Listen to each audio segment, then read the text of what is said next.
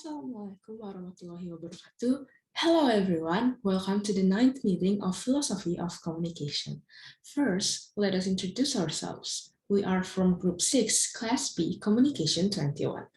My name is Mika Naomi, present number 21, and I will be the moderator for today.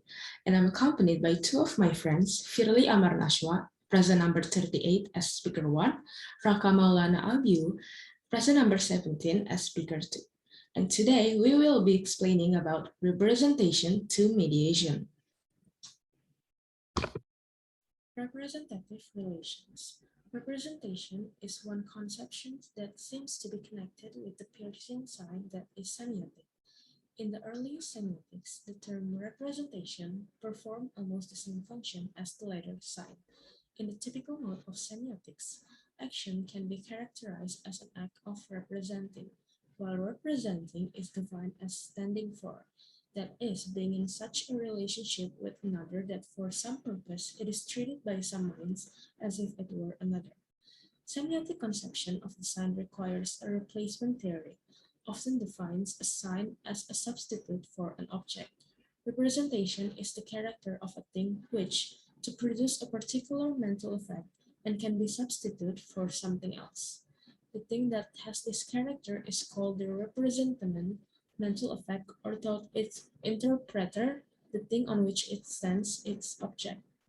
The term representament is often used simply as a synonym for sign, but in later writings, it is introduced the distinction between sign and representament. In this text, representation is usually characterized as the first of the representative relations, or as things acting as signs. That is the definition which asserts that a sign, or representament, must stand for an object, is not entirely sufficient, may omit certain important sets of signs, such as indications. It doesn't speak properly representing things, but draws attention to objects. This does not bode well for the conception of surrogate semiosis. Dynamic of object. Two possible misunderstandings regarding Peirce objects should be avoided. First, Peirce notes that the common use of the word object means something is simply not true. Second, and more importantly, Peircean objects should not be understood in contrast to subjects. Subject is a logical technical term that is the correlative of predicate.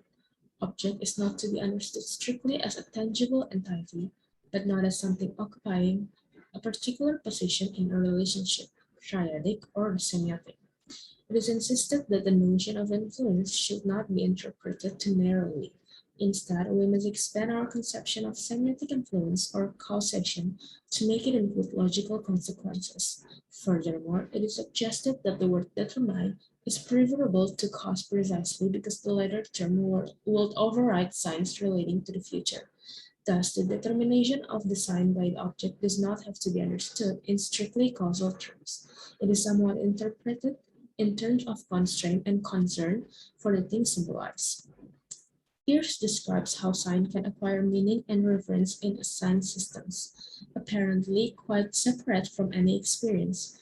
Further, he points out that awareness of the second level of the mediating process, that is, signs as signs, will reveal that the signs used may only claim to represent objects, but note that certain habits regard to the initial object as a fixed real will.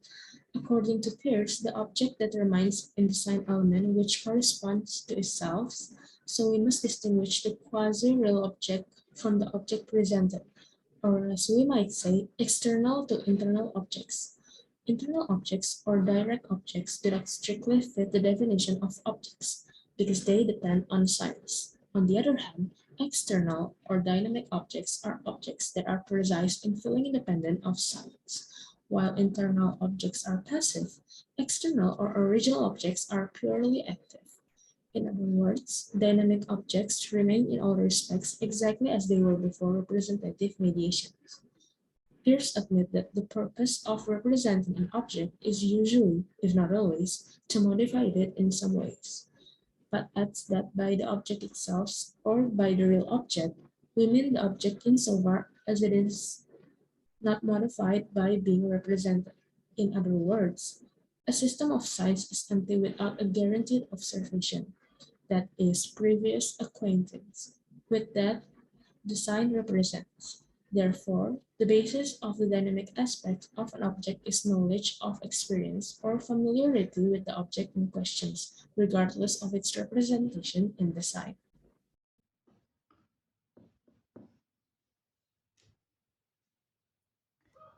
Many interpreters of semiotics argue that semiosis is not just a process of determination in the sense of delimitation.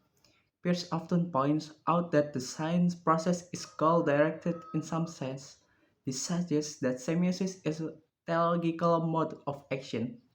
According to Randall's casual point of view, which can be contrasted with the logical perspective of representation, signs have the power to produce interpretation, a kind of immanent principle that drives the development of science with its own semantic power.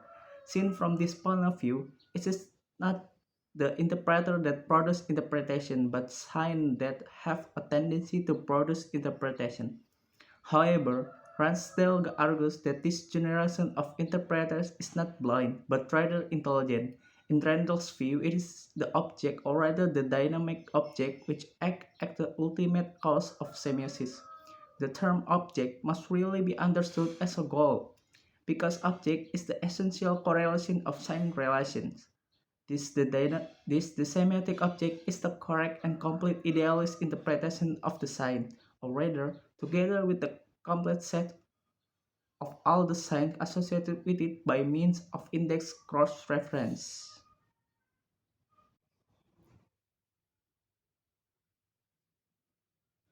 Short's conception of significance allows for the signs that are not actualized in semiosis.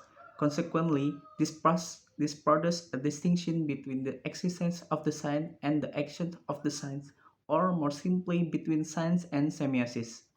The short position is supported by Peirce's opinion that until a sign is interpreted, it does not function as a sign. Semiosis coexists with a particular kind of goal-directed process. Acting for a purpose, all interpretation of sign has a purpose, and all actions that have the aim of interpreting signs. The semiosis relies on interpretation, which according to Short means that each sign act is relevant only in relation to the goals and efforts of some science user. Short exam semiosis as a process relates to the habits and goal of living organisms, while Randall's premises semiosis from the point of view of investigation in a deal community such as science.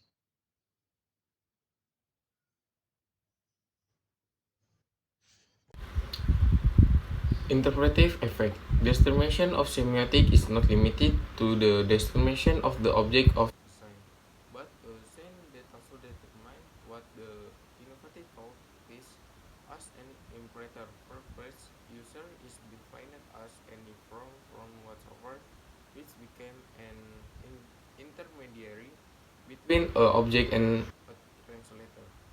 Because both are determined by the object relative to interpretant and determine the interpretant is reference to the object, so in such causing the interpreter is determined by the object by mediation sign of this. Characterization of it is the result of randomization communicative of component semiotic of the speaker and the interpreter, but the definition of this a little puzzling because Brecht's theory gradual semiosis will not stop even uh, is if the understanding has been found by an interpreter. Even Brecht claims that the chain of determination is infinite. If a time commentator success, successful and to this the understanding rated not perfect. Other than that, first often express that intervention is in common with intervention. Roman Jacobson 1 100 1980 discovered that the view is quite correct and consults semiotic mean having a sense of a user to the system, user to another.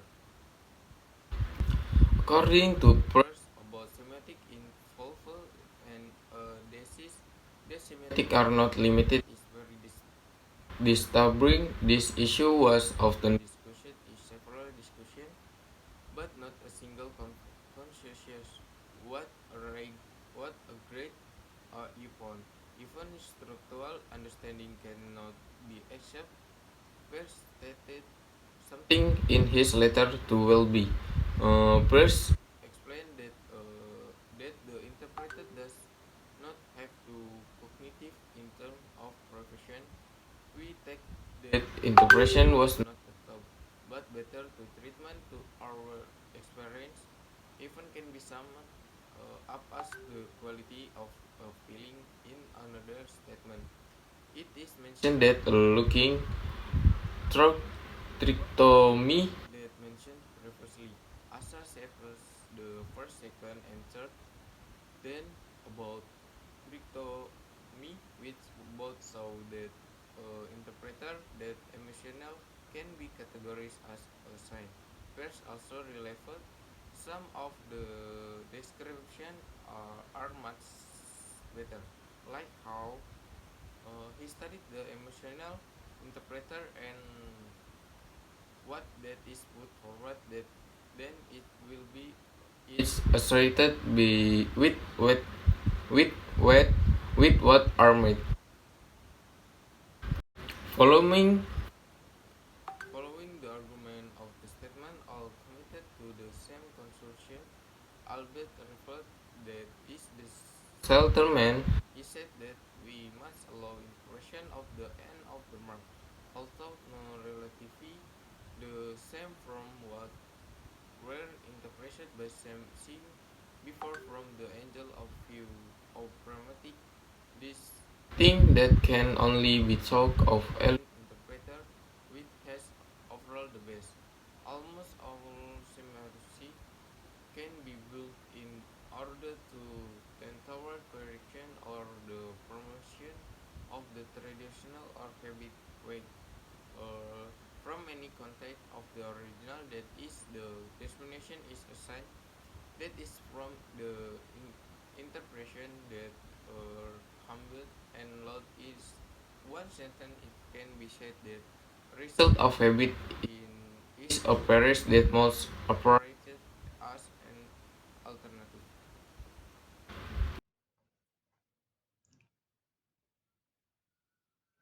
In keeping with Cola Pietro, I would argue that representation is not an adequate term to describe semiosis in general, characters of being perhaps some of the most important science acts. In the same vein, Cola Pietro argues that mediation will be better term than representation to characterize the functions of the science. It is better to talk about a sign that mediates between an object and its interpreter than to talk about a sign representation an object to an interpreter. Another reason for choosing mediation is that the representational conception of semiosis almost inevitably leads to a model of surrogate science actions, which in turn limits the generality of the theory. Arguably, representation is easily triggered by this onward association while mediation is less likely to do so. Further support for this point of view can be gleaned from the rhetorical strategies outlined in the last chapter. This is roughly the same period when Peirce decided to drop the term representation and began to question the adequacy of representation as a description of general functions of the sign relation. In the basis of pragmatism, Peirce introduced the idea of communication media in a way that shows that it has replaced the generic technical term. More precisely, the new concept seems to be a substitute for representation as a genus was sign is a species.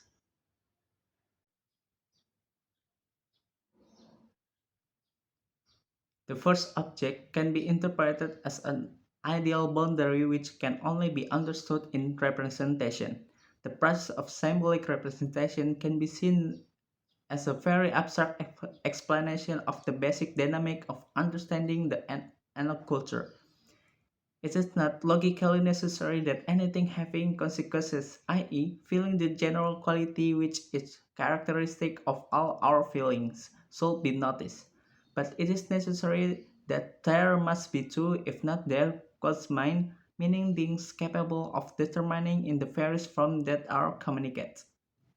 In the sign, it is manifest only in representative sense, which means that whether based on a manifest modification of the signs or otherwise, the signs becomes endowed with the power to communicate it to an interpreter. In particular, the ideal of transparent media seems to turn signs into bridges for transmitting information. The key to the questions will appear in the form that should be conveyed or transmitted through the communication medium. In one text, Pierce points out that it's more is more or less the equivalent of an object, but his suggestion doesn't make sense. For Parmentier, form appears to be more or less the equivalent of truth or correct idea, although he does not discuss this interpretation at length. However, he suggests that the mediation thread should not really be interpreted as consisting of a science, an object, and interpreter, but rather an object, an interpreter, and a meaning.